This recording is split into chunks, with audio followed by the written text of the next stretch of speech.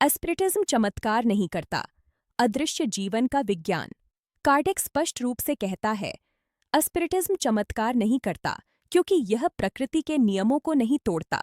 जो कुछ भी आत्मिक घटनाओं में प्रकट होता है वह प्राकृतिक व्यवस्था के अंतर्गत है, जो नियम मानवता अभी समझना शुरू कर रही है। एस्पिरिटिज्म मानव विज्ञान का निरंतरता और अव्यक्त के क्षेत्रों के लिए विस्तार है। यह प्रकट करता है कि आत्मिक शक्तियां गुरुत्वाकर्षण, विद्युत या प्रकाश को नियंत्रित करने वाले नियमों जितनी सटीकता से नियमों का पालन करती हैं। जिसे हम आत्मिक घटना कहते हैं, वह ब्रह्मांडीय तरल पदार्थों पर आत्माओं की बुद्धिमान क्रिया है। यह सूक्ष्म पदार्थ जो स्थान को भरता है और आध्यात्मिक दुनिया और भौतिक दुनिया के बीच मध्यस्थ का कार्य करता है। ये तरल पदार्थ विचार और पदार्थ के बीच, इच्छा और प्रभाव के बीच का संबंध है।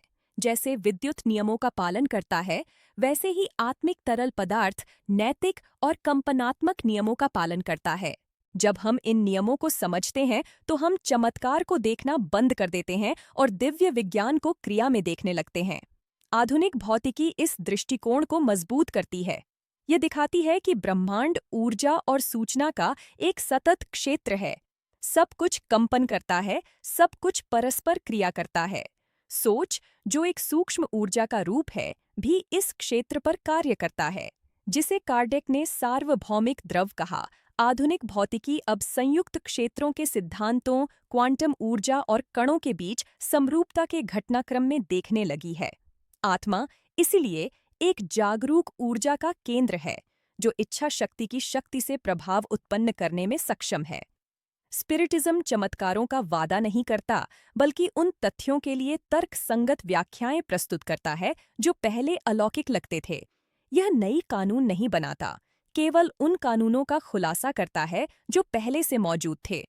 जैसे कि बिजली को समझने से पहले जादुई माना जाता था, वैसे ही माध्यमिक घटनाएं स्वाभाविक हैं, बस बहुत से लोग उन्हें नहीं जानते। जब विधि से देखा और अध्ययन किया जाता है तो वे पूरी तरह से सार्वभौमिक नियमों के समूह में समाहित हो जाते हैं। आध्यात्मिक उपचार, उदाहरण के लिए, जैविक नियमों का स्थगन नहीं है। वे शरीर पर तरल प्रभाव के माध्यम से होते हैं, ऊर्जा और नैतिक असंतुलनों को समायोजित करते हैं। आधुनिक चिकित्सा विज्ञान अब मन और भावना की भूमिका को शारीरिक स्वास्थ्य में मानना शुरू कर रहा है। न्यूरोसाइंस और साइकोन्यूरो इम्यूनोलॉजी के अध्ययन दिखाते हैं कि विचार, विश्वास और प्रेम मस्तिष्क और प्रतिरक्षा प्रणाली में लाभकारी रासायनिक परिवर्तन उत्पन्न करते हैं। प्रार्थना, प्रेषण और मानसिक विकिरण इन नियमों की अभिव्यक्तियां हैं, इनसे कोई अपवाद नहीं। कायम भी दिखाता है कि आत्माएं चमत्कार नहीं करतीं, वे केवल प्राकृतिक संसाधनों का उपयोग करती हैं जिन्हें वे हमसे बेहतर जानते हैं। वे पदार्थ पर कार्य कर सकते हैं, प्रक्रियाओं को तेज कर सकते हैं, विचारों को प्रेरित कर सकते हैं और भौतिक घटनाएं उत्पन्न कर सकते हैं, लेकिन यह सब तरल प्रकृति और दिव्य नियमों द्वारा दी गई संभावनाओं के भीतर होता है। कोई जादुई हस्तक्षेप नहीं है, ज्ञान और सद्भाव है।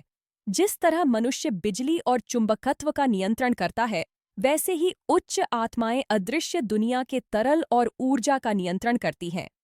क्वांटम भौतिकी मूल्यवान तुलनाएं प्रस्तुत करती है। एक पर्यवेक्षक पार्टिकल्स के व्यवहार को केवल उन्हें देखकर बदल सकता है। यह दिखाता है कि चेतना गहरे स्तर पर वास्तविकता के साथ संवाद करती है। स्पिरिटिज्म 160 वर्षों से अधिक समय से सिखाता आया है कि विचार एक जीवित शक्ति है और आत्मा मानसिक कंपन के माध्यम से पदार्थ पर कार्य करती है।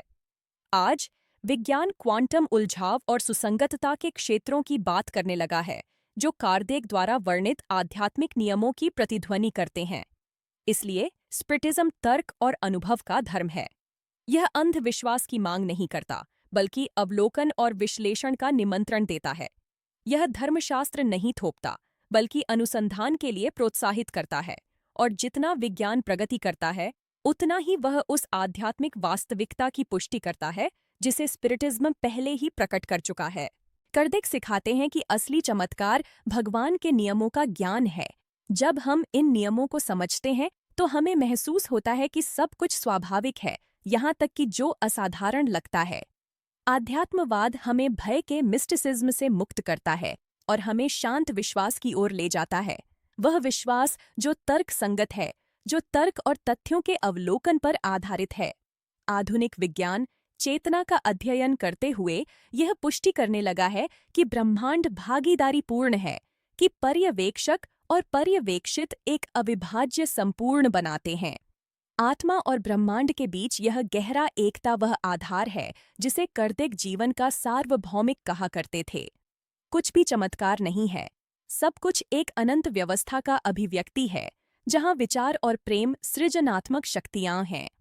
इस प्रकार अध्यात्मवाद चमत्कार नहीं करता, बल्कि जीवन के चमत्कारों को समझाता है। यह दिखाता है कि अलौकिक केवल प्राकृतिक का विस्तारित रूप है, जिसे एक उच्च कोण से देखा जाता है। ईश्वर को अपनी नियमों को स्थगित करने की आवश्यकता नहीं है, वे पूर्ण और अनंत हैं। आध्यात्मवाद उन्हें उल्लंघन नहीं करता, वह उन्हें प्रकट करता है।